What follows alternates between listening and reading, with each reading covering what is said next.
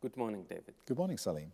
David, this is the most important question to us as an academic institution, Sultan Qaboos University. So we'd like to hear your opinion on the following. What are the most important topics to be included in an effective risk management academic degree?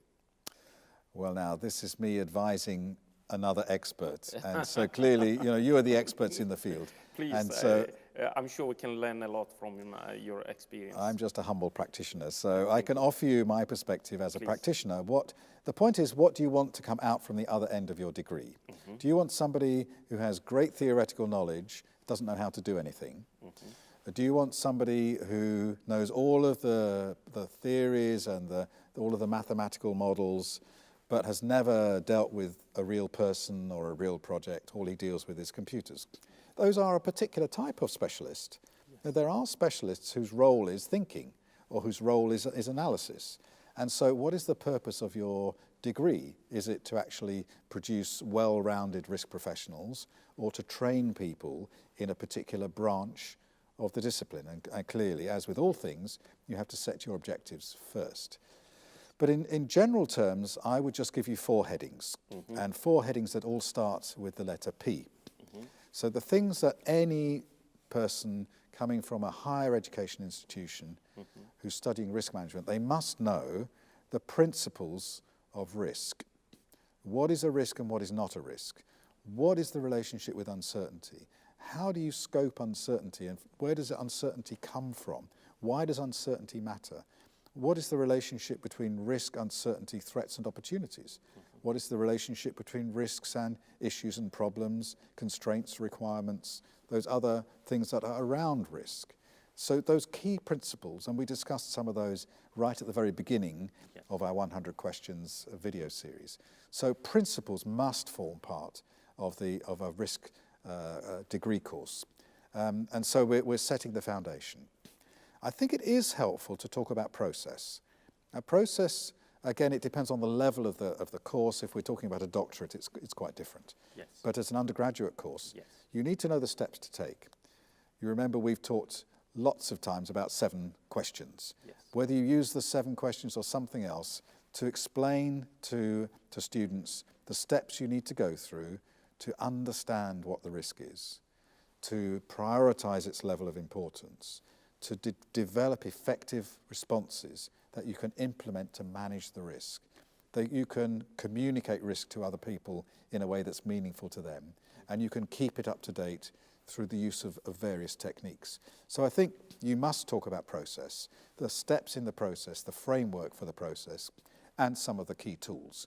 And those ideas that tools look backwards and in the present and in the future, that we have individual tools and group tools, we have creativity tools and analytical tools. They need to be aware of the classes of tools that are available, not necessarily specifically training them how to do a particular technique or how to use one special software package, but the ideas of what's available. Because when they come into the real world, they're going to have to follow a process and use tools and techniques. And it may be that they join an organization where there's already a process and already a suite of tools and techniques, and they need to learn how to use those and maybe show people how to improve them. So principles and process are clearly important. The third major topic area is people. Mm-hmm. The whole thing that we've talked about in a block of these videos is why people are important. Yes.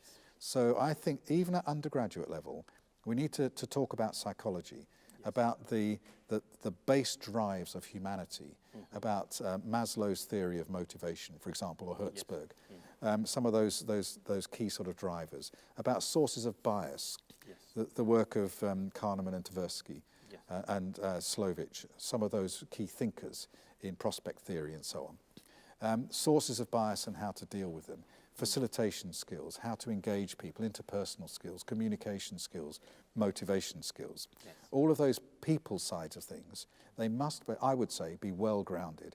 And that is often the weakest part of any academic degree. People focus on the theories and on the processes and tools and techniques, and they don't talk about people. Yes. So with 3 Ps, we've got principles, process, people, and the last is practicalities, practical application.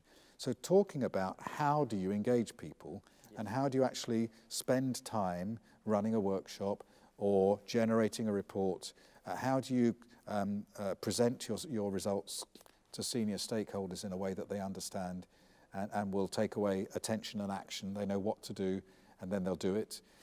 All of those practicalities of actually doing it in the real world. I think some aspect of translating from the classroom to the workplace should be part of an academic degree. Yes. And maybe in that part you bring in people from industry Yes. and from organizations and from charities and from government bodies and from, you know. That interaction is very important. And then they talk to the students about what they need from students when they come out. And of course we need head knowledge of the principles. Yes. We need people who understand how to run the process. Yes. We need risk specialists who will understand and work well with people. Yes. But we have to have people who can work, who can Yes. do the job. Yes. And that practicality often, and this is no criticism of you or your colleagues, but often academics are not very good at practical application. Yes. They spent so long in the classroom and the academic environment that they're not exposed to the real world of industry. Yes. And they don't help their students. So when they come out, they're not prepared for the real world. Yes. We have talked about attributes of these students when they graduate. And we have talked about some topics you have mentioned just now. What about courses? Imagine, for example, with many universities, they do have classical courses. Yes, of course. Psychology, mathematics, statistics, probability, Yes. and other courses. Let us just, based on your experience, what are the courses do you think you might suggest, okay, this course should be considered in that degree? Well, I'm not going to do your job for you in terms of building a course at Sultan Qaboos University. Yes.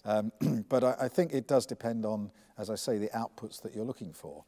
So what kind of students or graduates do you wish to produce?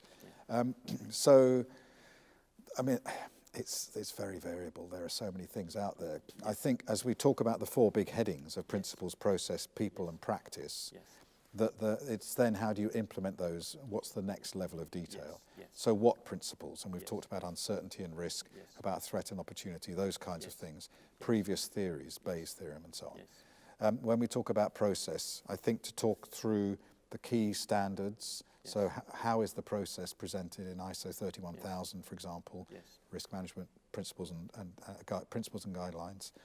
You know, these sorts of detailed things, different types of processes that work in the oil and gas sector, in the IT sector, in the creative sector, in construction. There are different processes applied and the tools that are appropriate. So you would have a kind of domain-specific set of courses there. The people, as you say, psychology, interactions, motivation, leadership, facilitation. These could all be their own individual courses. Yes. You see, this really reminds me nanotechnology field. Nanotechnology is a multidisciplinary field. So you'll get people from different backgrounds, biologists, chemists, physicists, even business. Yes. It seems to me that risk management, if you have to have a solid degree of risk management, you need to consider that multidisciplinary nature of the field to be reflected in these courses. Yes, but we talked about in an earlier question, what can risk management learn from science or what can risk management learn from nature?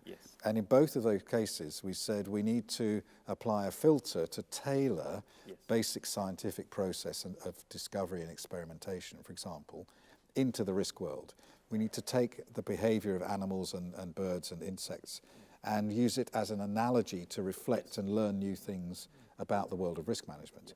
And so if you have just professors from other disciplines coming in and just speaking about their discipline without that application to say, well, this is the philosophy of uncertainty. Okay, very interesting. How does that help me understand risk? Here is sort of basic courses in statistical analysis. Okay, but how do I use that when I'm using a simulation of uncertainty? You know, here is a course in basic human psychology. Okay, I'm faced with a group of engineers. I have to facilitate a workshop. How does that help me? And so that's why these topics of, you know, principles, process, people, and practice are important. So each of those components, it may be presented initially by a professor from another department, It needs that kind of translation element at the end. To those 4 Ps. Exactly, to say, here is the expertise in psychology or in commerce or in financial understanding or in analysis, statistical analysis. This is how we use it in the world of risk. And that final translation piece is often missing. So you can't just drop a professor of psychology in and then let them come and say their thing and leave. Someone has to translate that for the students because they won't have the skills to do that. In fact, this is our approach at Sultan Qaboos University. When we want to come up with a new degree program, we start thinking about the objectives and what will be the attribute and what exactly we want from these students to learn. And then from there, we'll be deciding the content of this program or degree program, which courses should be included and which ones should not be included. Yes. Thank you very much, David. It's a pleasure.